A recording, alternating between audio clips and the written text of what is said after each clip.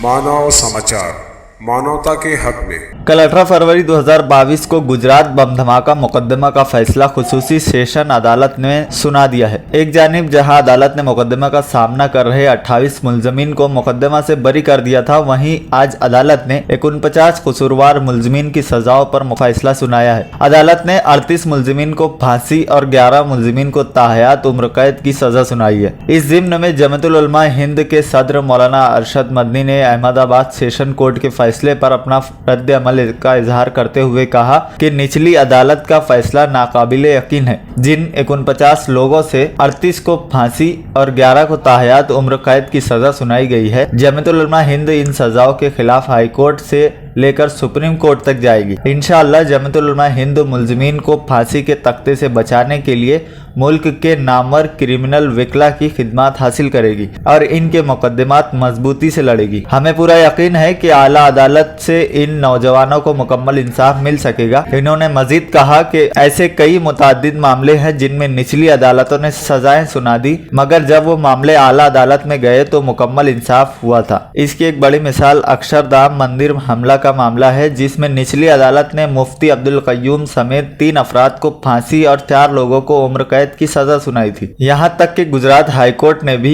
इस फैसले को बरकरार रखा था, लेकिन जमीयतुल उलमा हिंद की कानूनी इमदाद के नतीजे में जब ये मुकदमा सुप्रीम कोर्ट में गया तो ये सारे लोग न सिर्फ बाइज्जत बरी हुए बल्कि बेगुनाहों को दहशतगर्दी के इल्जाम में फंसाने पर अदालत ने गुजरात पुलिस की सख्त सरंजिश भी की थी। मौलाना अरशद मदनी ने मजीद कहा कि अक्सर बम धमाका जैसे संगीन मुकदमात में निचली अदालत सख्त फैसले देती है, लेकिन हाई कोर्ट और सुप्रीम कोर्ट से मुलजमीन को राहत हासिल होती है और हमें उम्मीद है कि इस मुकदमा में भी मुलजमीन को हाई कोर्ट और अगर जरूरत पड़ी तो सुप्रीम कोर्ट से राहत मैसर हो सकेगी। मुंबई में चलती ट्रेन में सवार होने और उतरते वक्त हादसात में रोज बरोज इजाफा होता जा रहा है। ताज़ा तरीन मामला मुंबई के बोरीवली रेलवे स्टेशन से सामने आया है। चलती ट्रेन से उतरते वक्त रेलवे का एक मुलाजिम प्लेटफॉर्म के गेप में गिर गया और ट्रेन की पटरियों के नीचे आकर कई टुकड़ों में बंट गया। यह अफसोसनाक हादसा स्टेशन पर नस्ब सीसीटीवी कैमरे में कैद हो गया। बोरीवली जीआरपी से मौसूला इत्तलात के मुताबिक ये वाकया जुमरात की शाम बोरीवली स्टेशन के प्लेटफॉर्म नंबर 1 पर पेश आया। मुतवफ़्फ़ी रेलवे का मुलाजिम था और बांद्रा से निजामुद्दीन एक्सप्रेस ट्रेन पकड़कर बोरीवली जा रहा था। इस ट्रेन का स्टॉप यहाँ नहीं था, लेकिन इस शख्स ने चलती ट्रेन से उतरने की कोशिश की। ताहम जैसे ही इसने अपने पैर प्लेटफॉर्म पर पहला कदम रखा वो लड़खड़ा कर ट्रेन के नीचे आ गिरा। जिस जगह वो गिरा था वहाँ प्लेटफॉर्म और ट्रेन के दरमियान काफी फासला था और वो शख्स संभलने की बजाय सीधा पटरी पर जा गिरा। बीजेपी ने मुफ्ती मोहम्मद इस्माइल कासमी के खिलाफ कानूनी कार्रवाई का मुतालबा किया।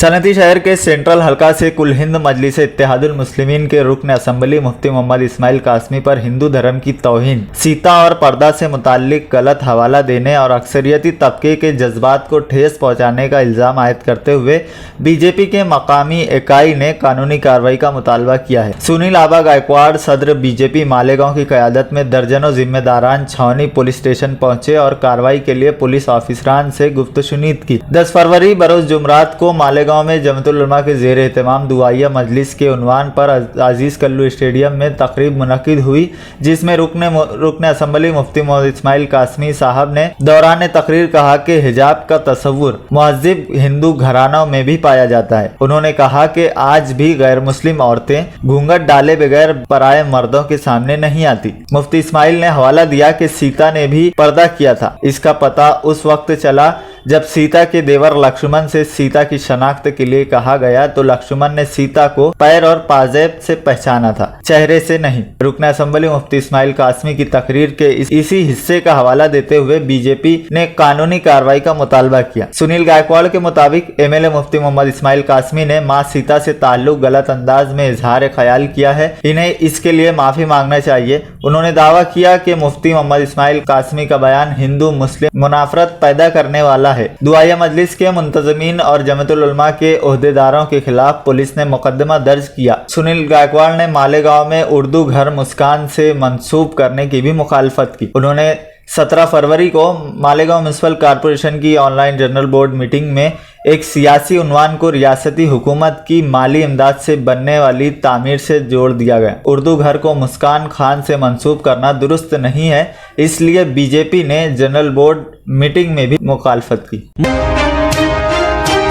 सोफा कम बेड में खातून की लाश मिलने का मामला चप्पल के सबब मुलजिम पुलिस की गिरफ्त में। मुंबई के डोंबिवली मशरिक में एक शादीशुदा खातून का बेईमाना कत्ल करके लाश को सोफा कम बेड में छुपा दिया गया था। कत्ल की क्या वजह हो सकती है और कत्ल के बाद मुलजिम के जरिए लाश को सोफे में छुपाने का राज क्या हो सकता है। मानपाड़ा पुलिस पूरे मामले की इंतहाई बारीक बीनी से तफ्तीश कर रही थी कि अचानक मुतवफ्फिया के घर के बाहर पड़ी चप्पल ने कत्ल के राज खोलने में अहम किरदार अदा किया। इस जिम्न में डोंबिवली के एएसपी मोरे ने बताया कि पड़ोसी की विंग में रहने वाले विशाल शिंदे ने सुप्रिया शिंदे का नायलॉन की रस्सी से गला दबाकर कत्ल कर दिया था और इसकी लाश सोफा कम बेड में छुपा दी थी। मानपाड़ा पुलिस ने मुलजिम विशाल शिंदे को कत्ल के इल्जाम में गिरफ्तार कर लिया है। मंगल को दावड़ी में शिव शक्ति नगर के ओम रेसिडेंसी नामी इमारत की बी विंग में रहने वाली सुप्रिया शिंदे की लाश सोफा कम बेड में मिलने से पूरे इलाके में सनसनी फैल गई थी। मुलजिम ने इंतहाई चालाकी से सुप्रिया शिंदे का गला दबाकर लाश को छुपा दिया था। कोई सुराग न होने से कत्ल क्यों और किसने किया, ये मालूम करना मानपाड़ा पुलिस के लिए एक बड़ा चैलेंज था। पूछताछ के दौरान पड़ोसियों ने पुलिस को बताया कि सुप्रिया शिंदे के घर के बाहर किसी आदमी की चप्पल पड़ी हुई थी। पुलिस ने चप्पल की तस्वीर खींचकर सुप्रिया शिंदे के शौहर किशोर शिंदे को बताई तो उन्होंने फौरन पहचान लिया, क्योंकि पड़ोस में रहने वाला एक इनका दोस्त विशाल शिंदे ऐसी चप्पल पहनता था। मानपाड़ा पुलिस ने अतराफ में नस्ब सीसीटीवी फुटेज की जांच की तो एक जगह मुलजिम विशाल के पैरों में वैसी ही चप्पल नजर आई। पुलिस ने विशाल शिंदे को हिरासत में लेकर सख्ती से बासपुरस की तो इसने सुप्रिया शिंदे के कत्ल का एतराफ किया। मानपाड़ा पुलिस स्टेशन के सीनियर इंस्पेक्टर शेखर बागड़े ने बताया कि मंगल की दोपहर 1:30 बजे मुलजिम विशाल शिंदे किताब देने के बहाने से सुप्रिया शिंदे के घर पहुंचा था। इस वक्त सुप्रिया घर में अकेली थी, जिसका फायदा उठाकर विशाल ने जिनसी ताल्लुकात कायम करने की कोशिश की, लेकिन जब खातून ने मुजाहिमत करते हुए चीख व पुकार की तो विशाल ने सुप्रिया का सर पकड़कर जोर से फर्श पर पटक दिया और जेब से नायलॉन की रस्सी निकालकर इसका गला दबा दिया। बाद अज़र लाश को घर में रखे सोफा कम बेड के अंदर छुपाकर फरार हो गया, लेकिन जल्दबाजी में वो अपनी चप्पल पहनना भूल गया और यही चीज इसकी गिरफ्तारी का सबब बनी। छत्रपति शिवाजी महाराज के दिल में मुसलमानों के खिलाफ कोई नफरत नहीं थी। हाल ही में मजलिस इत्तेहादुल मुस्लिमीन के रुकन पार्लियामेंट इम्तियाज जलील ने छत्रपति शिवाजी महाराज का नाम बड़ी इज्जत और एहतराम से लेते हुए अपनी दिली तमन्ना का इजहार करते हुए कहा था कि काश मुझे शिव जयंती की सदारत का मौका मिलता तो कितना अच्छा होता। उनके इस बयान से आरएसएस और बीजेपी में बौखलाहट मच गई, क्योंकि इम्तियाज जलील ने अपने इस बयान से गोया आरएसएस और बीजेपी के हिंदू मुस्लिम नफरत पैदा करने के मंसूबे पर पानी फेर दिया है और दूसरी जानिब मुसलमानों को भी एक सही फिक्र की जानिब मुतवज्जा करने की कोशिश की है। अगर एमआईएम जैसी मुस्लिम नवाज पार्टी भी शिवाजी महाराज को खिराज अकीदत पेश कर रही है तो इनमें यकीनन कोई ऐसी बात होगी। ये एक तल्ख हकीकत है कि आरएसएस जैसी फिरका परस्त सियासी कुव्वतें मराठा समाज और मुसलमानों के दरमियान शदीद नफरत फैलाने की खातिर शिवाजी महाराज के नाम का सियासी इस्तेमाल कर रही हैं। ताहम ये भी हकीकत है कि शिवाजी के दिल में मुसलमानों के खिलाफ कोई नफरत नहीं थी।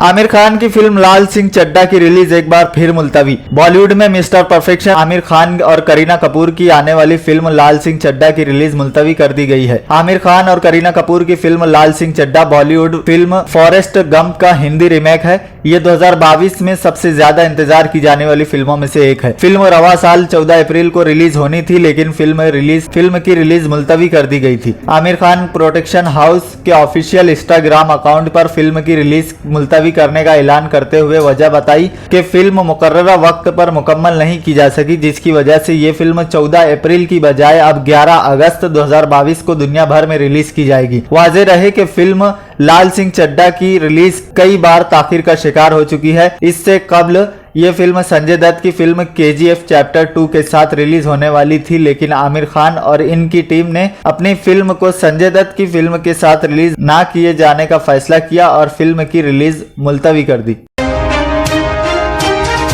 हिजाब तनाज़ा मामले में कर्नाटक हाईकोर्ट ने एक बार फिर सुनवाई मुलतवी कर दी। सरकार का दावा है कि क्या हिजाब इस्लाम का बुनियादी जुज नहीं है। कर्नाटक हाईकोर्ट जुमा को भी हिजाब तनाज़ा पर समाअत हुई, लेकिन दलाइल मुकम्मल ना होने की वजह से एक मरतबा फिर सुनवाई मुलतवी कर दी गई है। अब इस मामले में पीर 21 फरवरी को समाअत की जाएगी। इस दौरान अर्जी गुजारों के दलाइल और जवाब देते हुए रियासत के एडवोकेट जनरल भोलंग नवादगी ने हुकूमती मौक़िफ़ पर अर्जियां पेश की और दावा किया कि हिजाब पहनना ज़रूरी मजहबी अमल नहीं है, ये इस्लाम का बुनियादी जुज़ नहीं है, इसलिए इसे मजहबी उमूर में मुदाखलत करार नहीं दिया जा सकता। एडवोकेट जनरल ने कहा कि दरख्वास्त गुजारों ने जिस तरह से इस पर बात की है वो ऐसा ही है जैसे हिजाब पहनना एक ज़रूरी मजहबी अमल है जो अमन आम्मा, इखलाकियात या सेहत के रास्ते में नहीं आता और ये एक बेज़रर अमल है, लेकिन ऐसा नहीं है। रियासती हुकूमत ने जो हुक्म जारी किया है वो सिर्फ और सिर्फ यूनिफॉर्म पहनने के हवाले से है, इसे मजहबी उमूर में मुदाखलत कैसे कहा जा सकता है।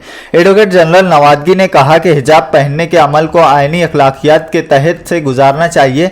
एजी ने बेंच को बताया कि हमने ये मौक़िफ़ इख्तियार किया कि हिजाब पहनना इस्लाम के ज़रूरी मजहबी अमल के तहत नहीं आता। हिजाब की मश्क को आईनी अखलाकियात और इनफरादी वक़ार के इम्तिहान से गुजारना चाहिए, जैसा कि सुप्रीम कोर्ट ने सबरीमाला और सायरा बानो से मुताल्लिक 3 तलाक केस में बयान किया था। दूसरी तरफ अर्जी गुजारों ने अपना केस पेश करने के लिए मजीद वक्त मांगा, जिसके बाद चीफ जस्टिस अवस्थी की सरबराही वाली बेंच ने इस मामले की समाअत पीर तक मुलतवी कर दी।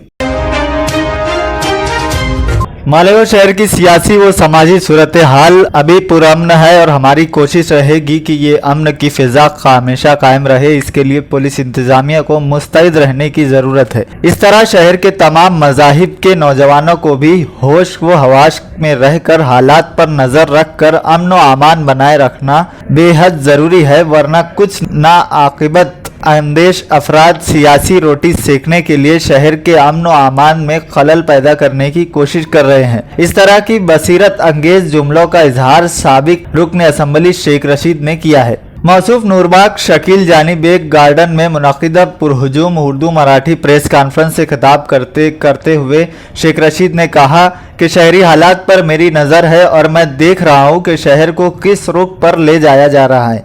यह हालात देखकर मुझको पुराना तल्ख दौर याद आ रहा है कि फिर कहीं किसी घिनौनी साजिश की तैयारी तो नहीं है। इन तमाम मुशाहिदों से समझ में आता है कि शहर में हालात को कशीदा रखने की कोशिश की जा रही है। शेख रशीद ने कहा कि उर्दू घर को मुस्कान खान के नाम से मंसूब कर दिया गया है, लेकिन कुछ लोग जो शहर में हमेशा से तकरीबी सियासत करते आ रहे हैं वो ऐन इलेक्शन से कबल ऐसी ही फिरका वाराना सफबंदी की कोशिश कर रहे हैं, लेकिन इंशाअल्लाह वो अपने मकसद में नाकाम होंगे और शहर का अमन अमान बरकरार रहेगा। शेख रशीद ने कहा कि कोई कहता है कि एकात्मता चौक का नाम मुस्कान खान के नाम से रखा जाए, तो कोई कहता है कि उर्दू घर को आयशा आपा का नाम दिया जाए। शेख रशीद ने सिलसिला कलाम जारी रखते हुए कहा कि मालेगांव शहर की मेयर ताहिरा शेख ने उर्दू घर को मुस्कान खान के नाम से मंजूर कर दिया, लेकिन अपोजिशन को याद रखना चाहिए कि पहले से ही